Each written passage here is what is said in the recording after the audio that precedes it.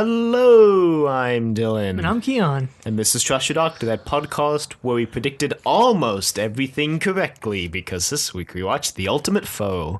Written by Rob Holmes and Pip and Jane Baker. Directed by Chris Clown. Chris Clown. No, it's more of a... Okay. Okay, no. Not sure how to make that sound. And aired November and December of 86. Yeah. The end of Trial of a Time Lord. Finally. End of the Sixth Doctor. Finally. Okay, no. I mean, not intentionally, but yes. And not like, yeah, finally either, because I would have liked to see more of the Sixth Doctor. Also, but his last words on screen are carrot juice, carrot juice, carrot juice, which will go down in history as the best last line ever. Yeah. They will.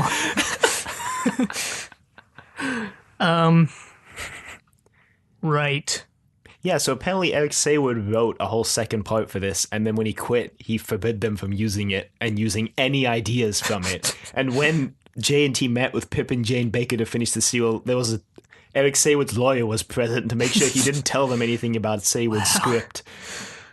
What if they just recreated his script just without even trying and just created this, and it just happened to be the same exact thing that he wrote? I mean, like, reading the production information and what it said about Saywood's original script, it did sound that some bits were pretty similar, although Saywood wanted to end the serial completely differently than how we got. So, yeah, I think I read some stuff about that, but I also think I forgot what I read, so... Yeah. Well, we'll talk about it when we get to the end of this two-part serial. Yeah! I think it's the last two-part serial for the classic era as a whole, because I think the Fourth Doctor split into 4s and 3s. The Fourth Doctor? Seventh Doctor split into 4s and 3s. Yeah. There's a lot of 3s coming up, so that'll be nice. It'll be interesting. I can only remember, what was it, Planet of the Giants? Yeah, Planet of the Giants was 3. No, that was a good serial. So it begins in the courtroom where the Inquisitor lady's also. Is that all your evidence, Doctor? And he's like, yes. And I'm like, why would you only present precisely one case when the Valeyard presented two? Not a very good lawyer. And the Inquisitor's like, well, you did genocide that race, so... And he's like, yeah, well, I don't really have any other evidence. Didn't really prepare, kind of procrastinated, to be honest. Kind of wasn't even prepared for this trial. It was kind of just you jerks dragging me in here, so... Guys could have given me like a couple months warning. Would have prepared this whole dissertation. Okay. So then we see these mysterious caskets flying in, and you're like, oh man. Guess like, oh man, the budget's getting really high for this one shot again. Oh man, the Doctor's gonna call some friends to the stand, and it's Mel and Sabalon Glitz. Just who you want defending you in your time of need. Well, Barcode sideburn apparently, man. Yes.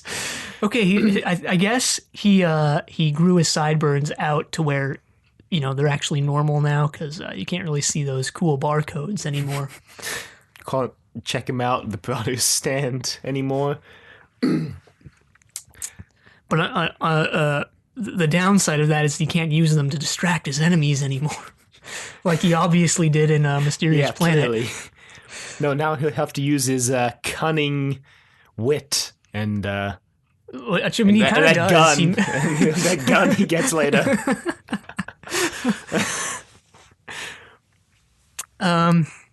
So, yeah. Yeah, they bust into the trial room, and the Doctor's like, who called you here? And then, sudden plot twist, it's the Master.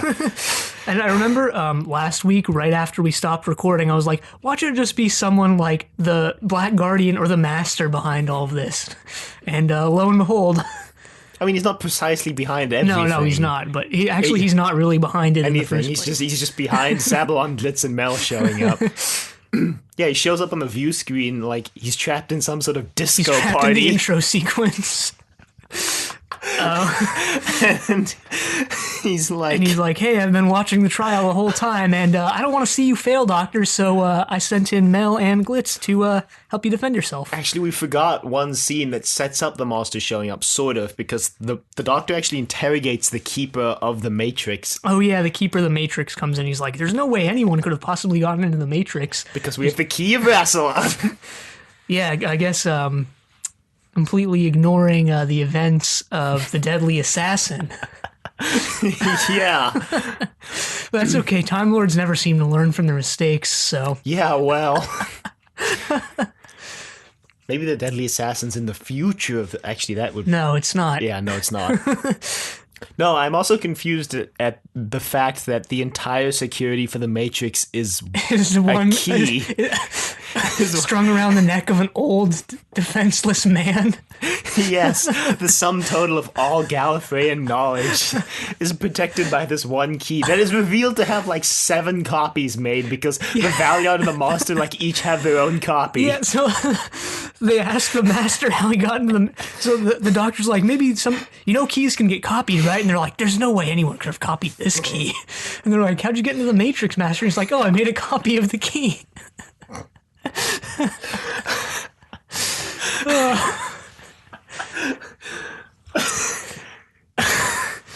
And then the Master drops some more truth on them and reveals that the Valiant was actually behind it all. Surprise, surprise.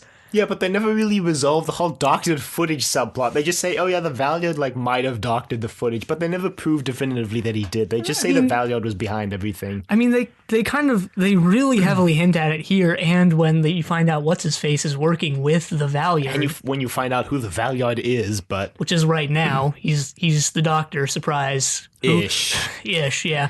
And I actually liked this revelation here. Because, Yeah. I didn't see it coming. Apparently, Robert Holmes's original intent was for the Valiant to be the Doctor, as in the final incarnation of the Doctor, and then J&T was like, let's not take one of the Doctor's incarnations out of play. Which is probably a good idea. So they turned it into an amalgamation of the darker sides of the Doctor from somewhere between his 12th and final regenerations. Right. Which the reboot is on now. Yeah, well, so they resolve this in some other thing, but, Well, it's convenient that they said between the 12th and final regeneration, because I think previously they established you get like 12 regenerations, I think. But it's a good thing they didn't just say, in your final incarnation, implying the 12th was the final one. It's good that they left it open for them to add more regenerations later. Yeah. I guess they can just add unlimited regenerations thanks to them wording it like this in this one serial from they 1986. did just add a bunch of regenerations to the Doctor, but they never, like in the reboot, they never tell us how many they added, so it's implied to be another 12, but who knows? Yeah, so basically what the Valiant has done is he's about to die, so he's like, hey, you know what? I guess I'll just go back to my past self and kill him and take his regenerations. So he set up this whole trial to do so. Brings into question a couple of other things, which is like, if the Doctor doesn't regenerate to the 12th incarnation, does the Valiant even ever exist?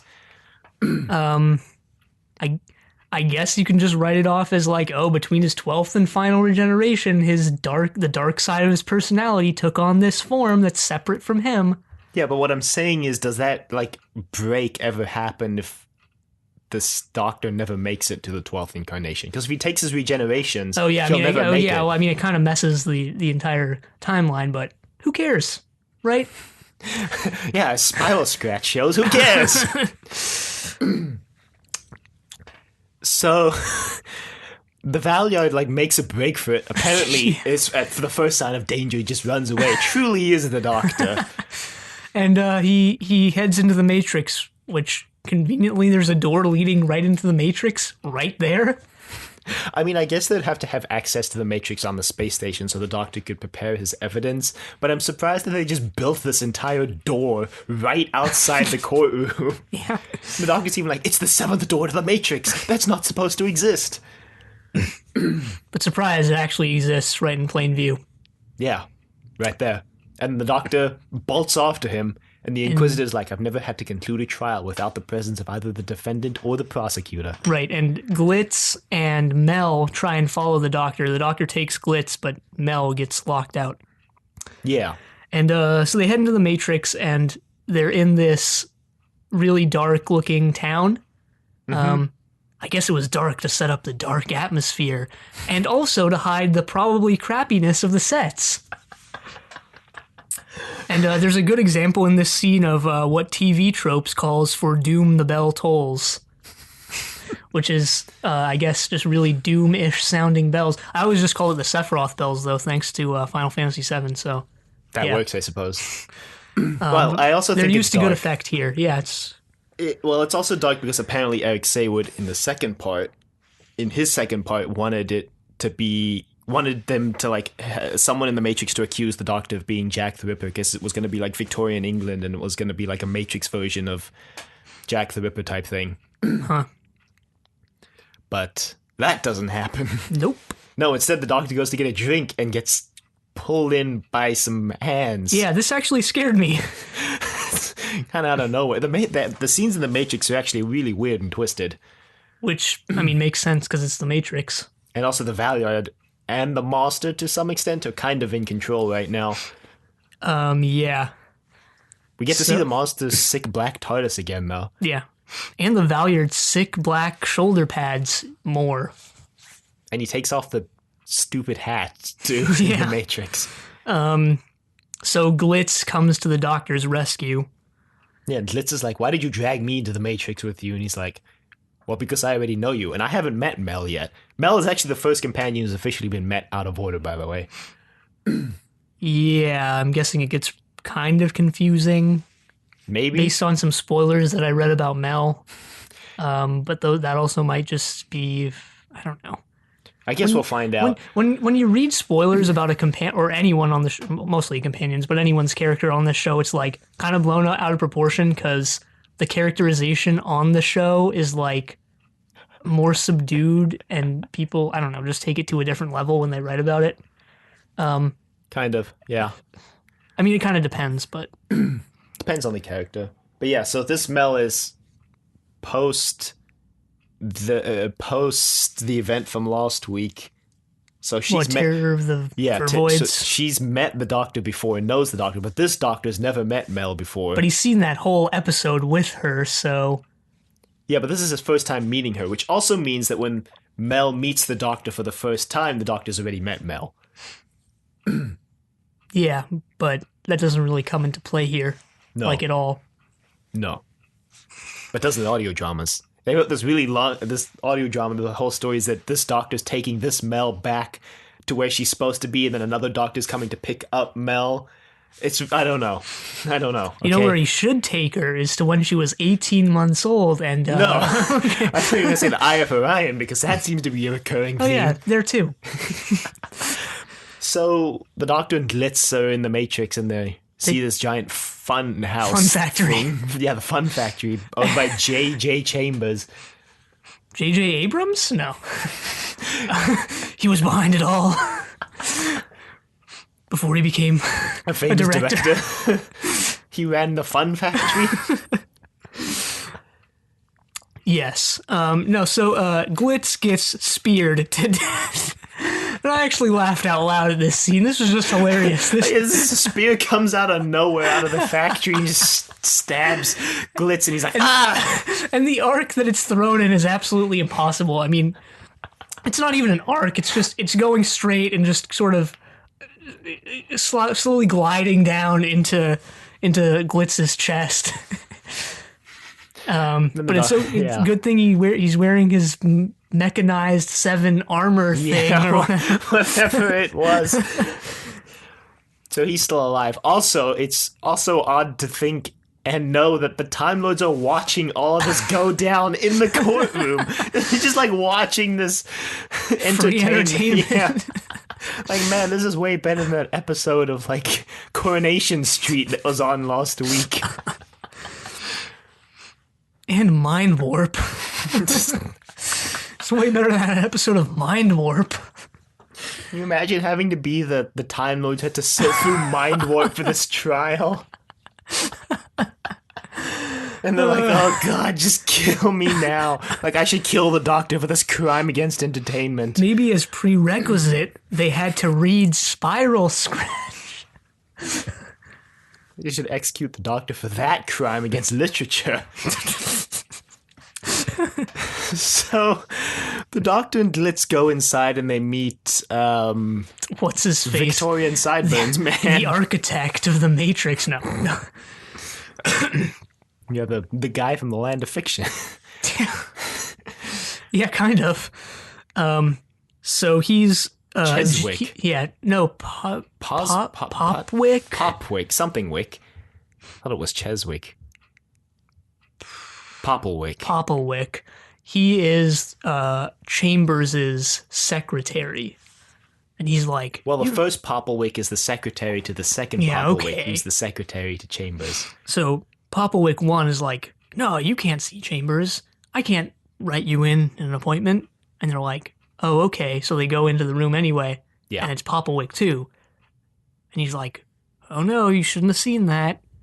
Yeah, he's like, the first Popplwick's not allowed to expect anyone because it would upset the natural order of things. But I was expecting you. And they're like, so let us in. And he's like, no, first you need to sign away all your lives if you die in you.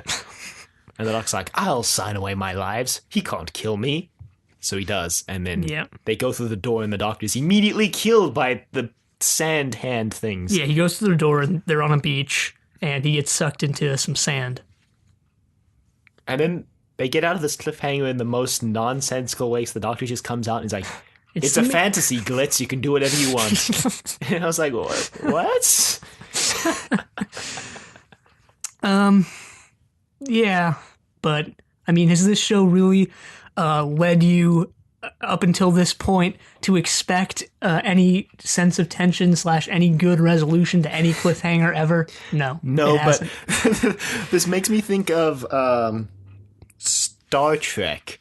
Like, the best of both worlds, that where Picard gets turned into a Borg, and the guy who wrote it was like, yeah, they probably won't hire me for the next season, so I'll just write a cliffhanger no one can get out of, and I won't have to get out of it. I heard about this. Yeah, and then they hired him for the next season, and he was like, damn, I wrote myself into a corner, and now I'm going to write myself out of it. Did he write himself out of it? Yes. In a most satisfactory way, or at least the most satisfactory way he could have done it. Okay.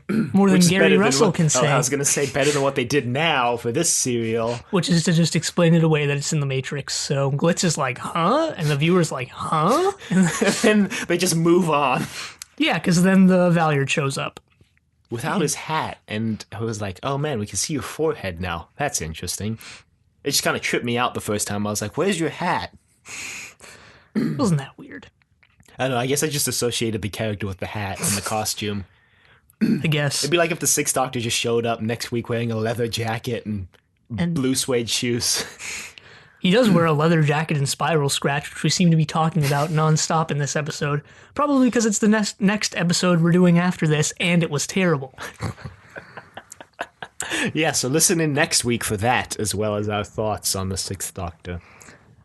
So the Valyard is like blinking in and out of existence, which was kind of creepy and interesting. Yeah, he's like, I control this domain. You will die here. I mean, probably anyone in the Matrix can do that. I mean, it's the Matrix. So. Also for the Doctor's former Lord President. And potential future Lord President based on the ending of this serial. Well, I mean, no. Not really. I mean, but he might show up like on Gallifrey a couple months from now and they'd be like, yeah, we still don't have a president. Want to be president? Potentially. I guess. Yeah, I guess anything's possible, but okay. So the Valyard says some stuff. If I remember correctly, it's just, haha, you'll never beat me, Doctor. And then he just kind of disappears. The Doctor's like, yeah, we'll see. And then the Master like captures Glitz and is like, don't forget, take the Doctor to the Valyard. Got to make sure that one of them dies. Yeah, so Glitz is working for the Master. For gold. The Master tries to hypnotize him. This was really funny, actually. And Glitz is just watching the little pocket watch go back and forth. And the Master's like, yes, obey me. And Glitz is like, I was just wondering how much his pocket watch is worth. And grabs it. And the Master's like, So like, Master's like, well, good thing I keep this treasure chest conveniently here. It's a good thing my console room comes equipped with gold. Treasure. Pirate gold. Yeah, that's what it looks like. So he bribes Glitz with this treasure. And Glitz is like, sweet. Yeah. So they head on back to the town. And Glitz tries to take the doctor to Popplewake, and Popplewake's no. And then Mel's voice comes in. Well, okay, first They we hypnotize the doctor. Well, first we cut to the trial scene. And Mel's in the trial, and I think this is when the master reveals that the reason why the planet in Mysterious Planet, why Earth he revealed that earlier. We completely skipped over it. Why Earth got transposed so far is because the thing Ravelox. that Glitz was stealing was the Matrix information, and the Time Lords didn't want it to get out, so they blew up Earth and transported it millions of miles away. Yeah, or they transported it and scorched the surface. Oh yeah, Glitz revealed that in his testimony. Yeah, so the doctor near the beginning of the serial goes off on them about it. And really in one of his best moments, I think. Yeah, that was a pretty good moment. They walk a fine line on this show between having the doctor seem way too self-righteous, which we talked about in Mysterious Planet, and having him be right but not. You know what I mean. Yeah, I get what you mean. Yeah. The fine line between being too self-righteous and not caring. Yeah, I mean, not necessarily not caring, but the fine line between, this is the best way I can describe it, and this is a pretty bad way, but I can't think of anything better. The fine line between being the doctor and being a Mary Sue. Yes. And I think they succeeded here, whereas in the past they've sometimes failed. Yeah. I mean, the speech pretty much encapsulates what the Doctor is. Because through all my lives, I've gone through the universe and I fought evil like the Daleks and the Cybermen. But I should have stayed here. You guys are the worst of all of them. Yep. I was like, well, that's a smackdown if I ever heard one. So right. But anyway, the Mel now. The Mel. Well, that wasn't really. No, yeah, that didn't really count. Doesn't really count. But Mel is going off on the Time Lords now because you would let this man die? He hasn't done anything wrong and you're just going to let him die? And they're like, yes, it's good entertainment. So she tries to run into the Matrix and she gets tripped by the Keeper of the Matrix. And I'm like, wow. Yeah. That's how he defends the Matrix, is he trips all of his enemies. So we cut to inside the Matrix, and you hear Mel's voice, and because the Doctor gets hypnotized. Her obscured by darkness form. And she's like, come, Doctor, come to the trial. And he's like, oh, yes, gotta go to the trial. And you think that he's gone to the actual trial. Right, he shows up in the trial room, and then it zooms out, and you see that they're just watching this trial on the screen in the actual trial. Well, it zooms out right after the Doctor gets sentenced because she's like, for the crime of genocide, you're guilty. And then it zooms out and it's not actually the trial. And then they do this whole Death of Socrates thing where the Doctor's like, yeah, I guess I should just take my punishment. And then it zooms Sidney out. Carton when he's on the cart. Yeah. When he's on the cart. Okay. Maybe that's what they were going for. No, I don't think so. Some subtle imagery. A really subtle pun. Yeah, maybe Chris Clark was really into those subtle puns. Maybe this was planned since the mid-1800s or whenever Dickens wrote Tale of Two Cities. Maybe it was all leading up to this moment. That would be... impressive. Yeah. Yeah. We'll go with that. But no, so this is... I was going to go with impossible. But this isn't the actual trial. And Mel's like, oh man, gotta go save the Doctor. So she runs and the Keeper of the Matrix tries to trip her again, but she's like, not this time. And she jumps over his foot. And the Keeper's like, darn, foiled again. Yeah, she snatches the key off of him. Right. And just bolts into the Matrix, and she shows up and rescues the Doctor, and the cart just disappears because I guess she breaks the illusion or something like that. Right.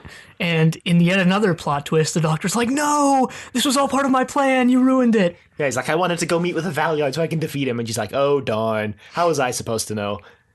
And yeah, I agree, how was she supposed to know?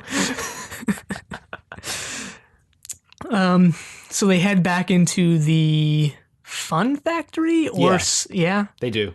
Because they go to meet with Popplewake again, and then Glitz shows up again, and then... Okay, this scene confused me because they go outside, because Glitz takes Popplewake at gunpoint, and then But the Doctor and Mel, like, walk right through the middle. So, like, Glitz is holding Popplewick at gunpoint, and there's a space between Glitz and Popplewick, and the Doctor and Mel, like, walk right through that space. And I was like, okay. Because then, immediately after that, Glitz reveals that he's double-crossing the Doctor. Yeah. And the Master, because he's taking the Matrix tape from Popplewick. Yeah, but why did that confuse you? Because it seemed, because I don't think Glitz had Popplewick at gunpoint before that, and the Doctor just walks right by and sees Glitz with Popplewick at gunpoint and didn't think that was strange. Oh. Well, are you sure? Wasn't he walking, like, off screen at that point? Like, not really looking? I don't know. He walked right through the middle of them. I don't know. Maybe Whatever. he just wasn't paying attention. Maybe he was like that Dalek that always lets the good guys go. Completely oblivious to everything. Or he's like, you know what, Glitz? I'm gonna let you get away with this. Glitz, you old bugger. Who else but Glitz? Okay. Glitz should have been a companion. Glitz. Yeah, but then the Master shows up and it's like, So then Popplewick has Glitz at gunpoint now, and then Glitz is like, actually disarmed the gun, and then the Master shows up and he's like, haha, you were double crossing me, and he's like, no, I wasn't. Glitz trades the gun for the Matrix tapes. That's a good trade. Yeah, the Master takes Glitz back, and that's the last we see of them till the end when they get frozen. Yeah, they connect the Matrix tape to the Master's TARDIS and like freezes them for some reason. I think it got booby trapped by the Valeyard. I don't know. They don't really ever tell you why that happens. Yeah. But it does. So meanwhile, the Doctor and Mel have reached this room with some conveyor belt looking things / pulleys / thing. I don't know what it was. / giant water boiler. And they're like, fascinating. Absolutely fascinating. They reveal that Popplewick is just a Valeyard with a mask on. Yeah, was it that he was Popplewick the Valeyard the whole time, or was it just like he was? Now it's the Valeyard impersonating Popplewick. I think it was the latter, but I don't really know. I think it was the latter. Yeah. Episode 2 was already overrunning. It was 30 minutes long, and they couldn't 29. They couldn't cut it down anymore without making the plot incomprehensible, so JNT had to put in a special request to get a 35-minute time slot for the episode to air in. Which is all right. I liked the plot twists in these 2 episodes, so kind of glad about that. Worked out. This is actually my favorite 6th Doctor serial. Interesting. It's like 2 Doctors is still for me, but we'll talk about that next week. Well, then we get the worst made Doctor Who death device ever, because it's like a box and they like stuck some police lights on the side. It's not as bad as the time flow analog. I mean, no, but there's police lights on the side.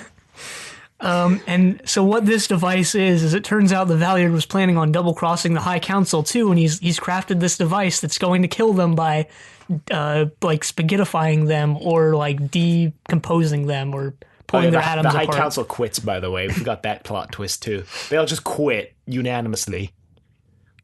What? I thought they were deposed by some. The Master shows up on the screen. He's like, "I'm gonna depose the High Council," and then like not immediately, but like after that, they're like, "The High Council's been deposed," and you're like left wondering, okay, what did the Master do anything? / what did he do? / if he didn't do anything, did they all just quit? Like, well, at least the President must have quit because they offer the Doctor the President, the Doctor of all people.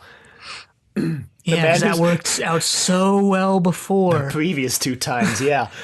They offer a man notorious for running away from the presidency, current political commentary notwithstanding. Yeah, I was going to make some comment, but I didn't know what to make / if there was anything to make / if I even should say anything. It's like one of my college professors who keeps bringing it up like a month and a half later. I'm like, let it go already. You don't have to like it, just let it go already. So, yeah, well, the Doctor dismantles the machine because he's like, well, if you built it, I can surely take it apart, and he does. And then the Valeyard just like kind of just looks on in amusement. Yeah, it gets like, I think he redirects the energy into that room when the Doctor escapes and like quote unquote kills the Valeyard, but not really because he shows up later. But the way this device works is so stupid because the Doctor's like, but if the device is in the Matrix, then how can it affect the real world? Oh wait, the view screen. And At least they made that view screen a plot. I guess. So yeah, he had sent Mel already to tell them to evacuate, go but not quick enough because then it starts shooting blue spider webs. But like the Doctor like deactivates it in time, and they just get knocked out instead of killed or something. And then cut to the Doctor in the trial room, and they're like, "Well, we're clearing all charges." They should have just been like, "Well, you saved us, but you still did kill all the Vervoids, so." Yeah, well then they also oh yeah, we didn't reveal that they retconned Perry's death. Oh yeah. Yeah, so they gave her a fate worse than death. The Master, first of all, the Master reveals to the Council that Perry didn't die because he's seen all the unaltered footage and he's like, "Oh yeah, Perry married King Yakarnos." And I'm like, "What? Wow. What?" What? And then the Doctor comes in and he's like, "Thanks." And they're like, "If there's any way we can repay you." And he's like, "No, I don't think so." I'm like, "Well, we can repay you by telling you this. Perry's not dead. She married King Yakarnos." And the Doctor's like, "Oh, darn, I failed." They show this 5-second clip of Perry and she looks absolutely devastated. Probably because Nicola Bryant was devastated. Yeah, Nicola Bryant hated this, understandably hated this retconning / It was a retcon because I think when they aired Mind Warp, the intention was that she would be dead, and they didn't decide until later to change it. And Colin Baker claims it was spurred on by his off-the-cuff question on the set, "Did Perry really die?" Wow. And then that, combined with the intense negative backlash, apparently, to Perry dying, led them to put in the scene where she marries King Yakarnos. Well, I mean, you can't really blame Colin Baker. No, I don't blame him. I blame the production crew for making her marry King Yakarnos. Yeah. So, she could have just lived and, escaped the planet on some stolen spaceship, and that would have been awesome. Yeah, it would have been pretty cool. So she kind of did the Destiny of the Daleks thing with the slaves who die happily. So she just, plays this scene really poorly and stuff. And I'm like, good on you, Nicola Bryant. Good job ruining this terrible scene. Her little revenge against the... Yep. And then the Doctor... But hey, at least Brian Blessed got to make his other cameo his there. Triumphant return as King Yakarnos. Actually, after watching Mind Warp, I went and read a bunch of stuff about Brian Blessed. He seems like a pretty awesome guy.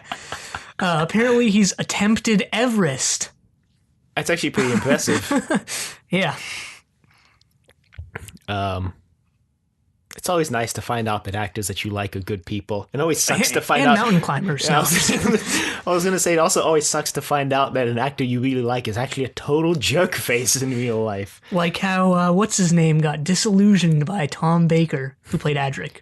Matthew Waterhouse. Yeah. That's why you never meet your heroes. Yep. Apparently Colin Baker's a pretty nice guy, I guess. Anyway, he leaves with Mel, and she's like, "Gotta get you back on that exercise bike." And he's like, "Carrot juice." And she's like, "Yep, carrot juice." And he's like, "Carrot juice, carrot juice, carrot juice," and dematerializes. And it ends on the most suspenseful cliffhanger because the keeper of the Matrix turns around and it's revealed to be the Valeyard. Right, so the Valeyard's not actually dead.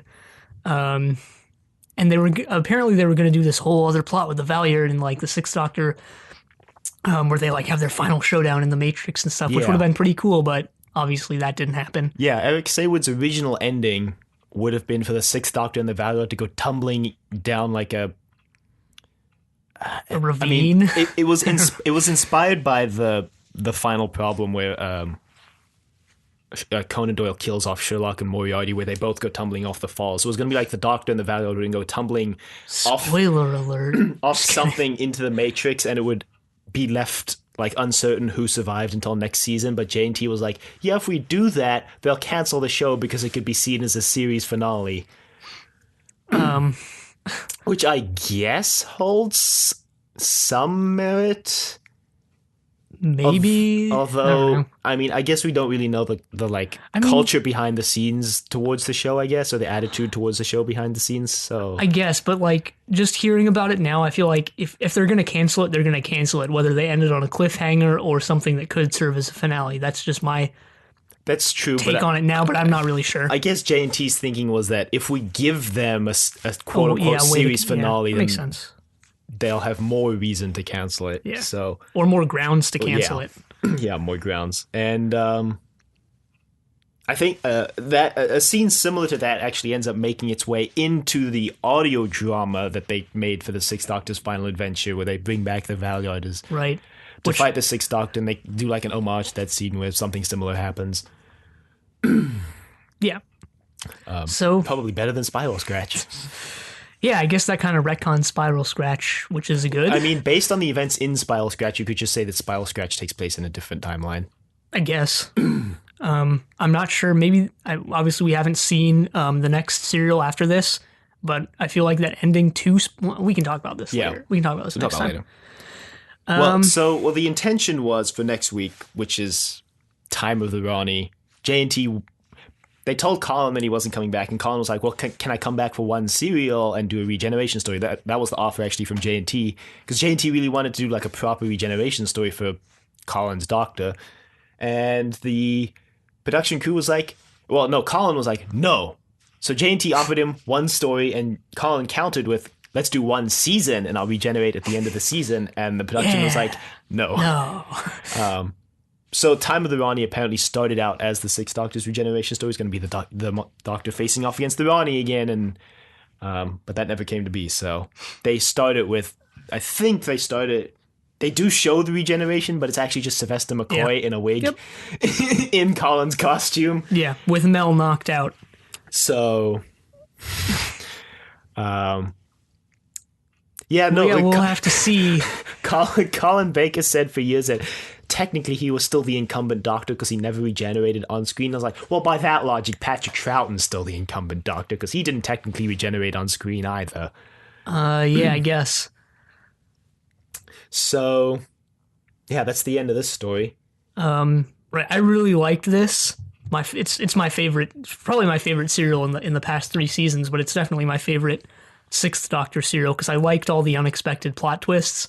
And we came into this like, oh, it's just going to be the Valyard doctoring the evidence, whatever. It's going to be boring, and it was that. But they also added more that like I could have never seen coming, like the Valyard being a future version of the Doctor, which was pretty cool.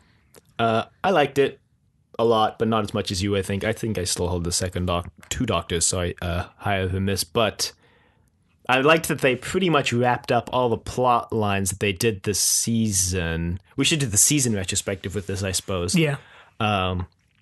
Overall, I don't think the trial was that successful, only because it became really intrusive in Mind Warp and Terror of the Vervoids and started getting really grating. Yeah, I don't know exactly how they could have done this or like if it would have worked out, but maybe they could have put some of the plot elements of this into those other serials to keep the trial scenes interesting. If they had, because the only way that they kind of kept it going was every serial they would up the charge against the Doctor, like, oh, first it's murder and now it's genocide type thing. And that was only at the end of the serial, because like during the serial they'd cut to the trial, but it would just be like the Valyard saying, haha, how are you going to defend against this Doctor? And the Doctor being like, well, let's just keep watching. And the Inquisitor being like, calm down, you two. Yeah, I think if they had more plot to the trial sequences, because as it stands, the trial sequences they were all just the Doctor and the Valyard calling each other names. Basically just kind of verbally berating each other. And if they had integrated some sort of like plot into it, like they tried to by implying that the Valyard was doctoring the footage, but if they had like a whole secondary plot that took place on the station that was related to the trial, somehow maybe worked in the Masters, like working behind the scenes on the station to undermine the trial, maybe that could have been cool. Interesting. Like if they had maybe started in Mind Warp, introduced the Masters like trying to undermine the trial in the Doctor's favor, you could be like, oh, what are his motives? And then in Terror of the Vervoids, they could have revealed that, oh, the Valyard is actually a future amalgamation of the Doctor. And in this, they could have brought it all kind of together somehow. I don't know how well that would work, but I think it might have kept the trial scenes more interesting, at least. Yep. But yeah, I also liked in this how they brought back Glitz. Glitz is just funny. He and unfortunately they didn't bring back Dibber, but he and Dibber were like some of the best parts of Mysterious Planet. So yeah, Glitz is like the comedic relief of this season. Yeah, was it just me or was this actor like really hamming it in this? I was okay with that though because his character's kind of hammy to begin with. I guess. I think he still appears one more time. I'm not certain though. Huh. Well, hopefully. Yeah, it's a pity Glitz doesn't join the TARDIS team at the end of this. The Doctor does tell the Inquisitor to go easy on Glitz when they finally free the Master and Glitz from the Matrix. Yeah. And, yeah, I don't really... there's not much to actually talk about this series. It's only 2 episodes, so I don't really have much more to say about it. Yeah, I mean, not really any time wasting / yeah. What's the word? Drawing it out. Sequences. So padding. That's the word I was looking for. We say it every week, so I'm not sure why I couldn't. Yeah, well, they had the opposite problem with this. They were trying to cut things out because they had too much content. Yeah, well, I liked it. So you can email us at thedoctor@decorativevegetable.com. Questions, comments, concerns, angry rants, love letters, thoughts on the 6th Doctor overall. We surprisingly are at the end of his run. And we only have 1 Doctor left. Till the end of the classic series. Yep. Just end the podcast after the 7th Doctor. So yeah, find us on YouTube and iTunes at Trust Your Doctor and Google Play. So I also Trust Your Doctor. Be sure to leave a rating or a review if you like the show. It always helps. Check us out on Facebook, Trust Your Doctor. Like us on Facebook. Also check us out on Twitter at TYD Podcast and follow us on Twitter. And next week, we wrap up the 6th Doctor with his retrospective. And we've also read Spiral Scratch, which was supposed to serve as a final story for him. So we're going to talk about that too. But until then, the end.